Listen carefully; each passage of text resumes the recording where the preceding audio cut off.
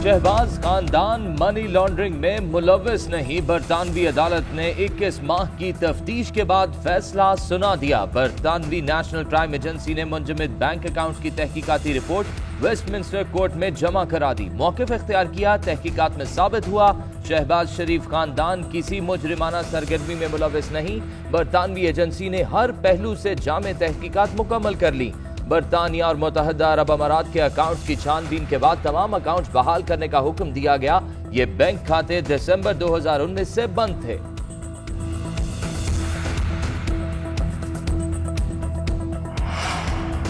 शहबाज शरीफ और सलेमान शहबाज की मुबैना बरियत की खबर हकायक के मुनाफी है। शहजाद अकबर कहते हैं सलेमान शहबाज के खिलाफ तहकीकात एसेट रिकवरी यूनिट या नैब की दरखास्त पर नहीं की गई। नेशनल क्राइम एजेंसी ने एक मशकूक ट्रांजैक्शन की बुनियाद पर तहकीकात शुरू की। सलेमान शहबाज की जानिब से 2019 में की गई ट्रांजैक्शन को मशकूक करार दिया गया था। नेशनल क्राइम एजेंसी ने अब तहकीकात रोक दी, जिसकी बुनियाद पर मुंजमद अकाउंट्स बहाल हुए। इससे हरगिज ये साबित नहीं होता कि पैसा कानूनी तरीके से आया। बरतानवी अदालत में कोई ट्रायल नहीं चल रहा था, इसलिए बरियत कैसी। फैसले पर खुदा का शुक्रगुजार हूँ। बरतानवी अदालत के फैसले से सिर्फ मुझे या नवाज शरीफ को नहीं बल्कि पाकिस्तान को इंसाफ मिला है।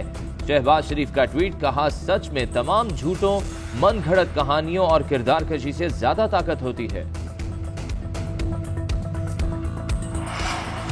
वजीर आजम इमरान खान कहते हैं आसिफ अली जरदारी पाकिस्तान की क़यादत करने वाला करप्ट तरीन शख्स था।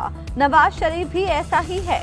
वजीर आजम का वाशिंगटन पोस्ट में मजमून लिखा, अमरीकी कांग्रेस की जानिब से अफगानिस्तान में नुकसान का इल्जाम पाकिस्तान पर लगाए जाने पर हैरत है। क्या 3 लाख अफगान सिक्योरिटी फोर्सेस के मुकम्मल तौर पर हथियार डालने पर पाकिस्तान को मुरद इल्जाम ठहराया जा सकता है? हकीकत तस्लीम करने की बजाय अफगान और मगरबी हुकूमतों ने पाकिस्तान पर इल्जाम लगाया। भारत के साथ मिलकर जाली खबरें चलाते रहे। नई अफगान हुकूमत के साथ ताउन किया जाए। मरियम नवाज ने भी आखिरकार पार्टी में इख्तलाफ राय का एतराफ कर लिया। कहती हैं पार्टी में इख्तलाफ राय हो सकती है, हमजा शहबाज की सोच मुख्तलिफ हो सकती है क्योंकि हम 2 अलग अलग इंसान हैं, मगर हम सब इस बात पर मुत्तफिक हैं कि नवाज शरीफ हमारे कायद हैं। मैं दिल से शहबाज शरीफ की पार्टी के लिए खिदमत की मोतरफ हूँ। मेरा भाई हमजा शहबाज भी यहाँ मौजूद है। मैं दिल से इनके लिए दुआगो हूँ।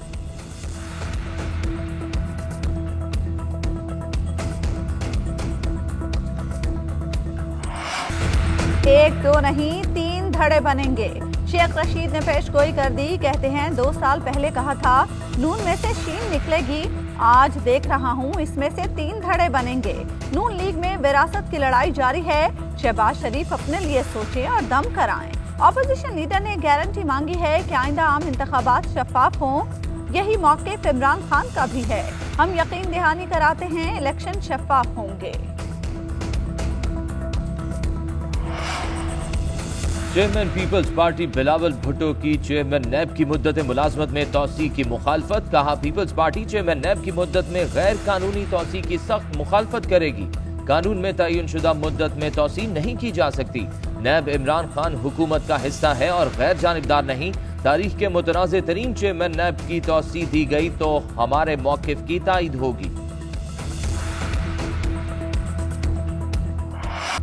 वज़ीर आज़म ने सिंध हुकूमत को तरक्की के लिए मिलकर चलने की पेशकश कर दी। कहते हैं तमाम सियासी इख्तलाफात भुलाकर मुस्तकबिल की प्लानिंग करना होगी। उम्मीद है सिंध हुकूमत भी कराची के लिए भरपूर काम करेगी। सिंध की तरक्की के लिए आगे बढ़ना होगा और साथ चलना जरूरी है। KCR पर वफाक पूरा जोर लगाएगा।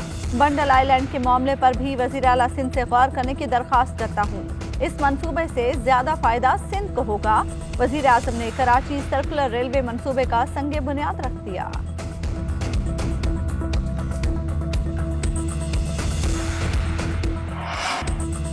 कराची के 5 बड़े मंसूबों पर काम कर रहे हैं। 1 साल पहले वजीर आजम ने KCR की मंजूरी दी। इस प्रोजेक्ट में गैर मुल्की सरमायाकारों की दिलचस्पी बढ़ रही है।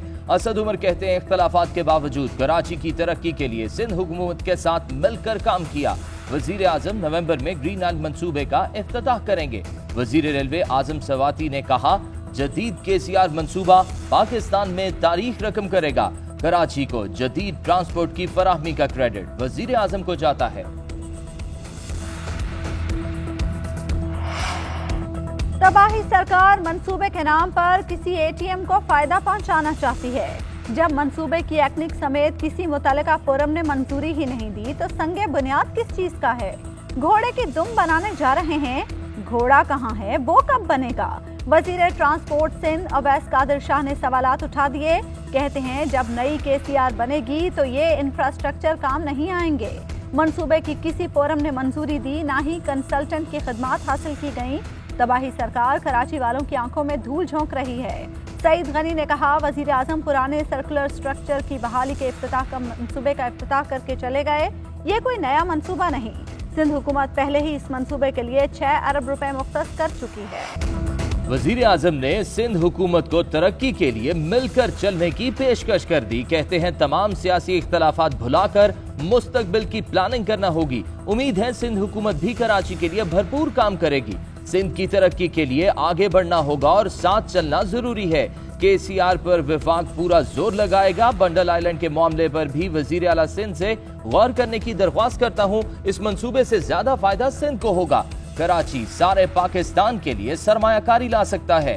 शहर कायद की तरक्की के लिए बुनियादी इंफ्रास्ट्रक्चर की जरूरत है। मसाइल बर वक्त हल ना किए गए तो कंट्रोल करना मुश्किल हो जाएगा। तरक्याती मंसूबों के लिए वफाकी हुकूमत पुरअज़्म है। वजीर आजम ने कराची सर्कुलर रेलवे मंसूबे का संगे बुनियाद रख दिया।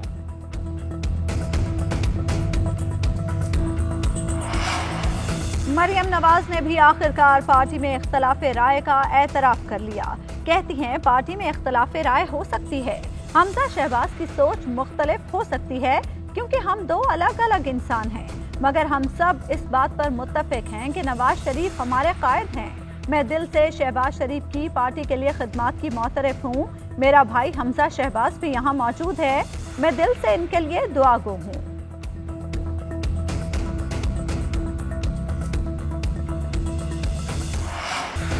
ग्रीन लाइन मंसूबा किसका? सिंध असेंबली में गर्मा गर्मी। मुमताज जाकरानी कहते हैं ग्रीन लाइन का स्ट्रक्चर नवाज शरीफ बना गए, मगर ये लोग भंगड़े डाल रहे हैं। खान साहब के दावे कहाँ गए? ना घर मिला ना नौकरियां।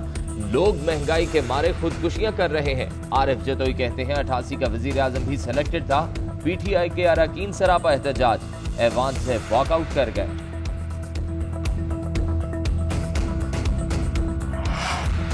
तबीयत बिगड़ने पर लेजेंड कॉमेडियन उमर शरीफ की अमेरिका रवानगी मुअख्खर हो गई। 12 घंटे में डॉक्टर्स ने उमर शरीफ को रवानगी की इजाजत न दी तो एयर एम्बुलेंस वापस चली जाएगी। उमर शरीफ की अहलिया ने मामले पर हुकूमत से मदद की अपील कर दी।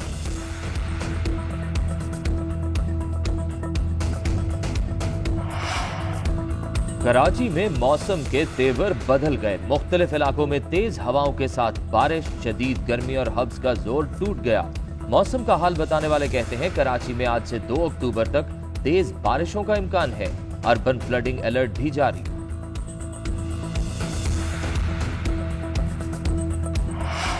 अजीम सूफी बुजुर्ग सैयद अली बिन उस्मान अल हजवेरी अल मारूफ दाता गंज बख्श रहमतुल्लाह अलैह के 978वें उर्स की 3 रोज़ा तकरीबात का आज आखिरी रोज। लाहौर में आम तातील होगी, तालीमी इदारे बंद रहेंगे। तकरीबात में मुल्क भर से अकीदतमंद शरीक, सिक्योरिटी के भी सख्त इंतजाम।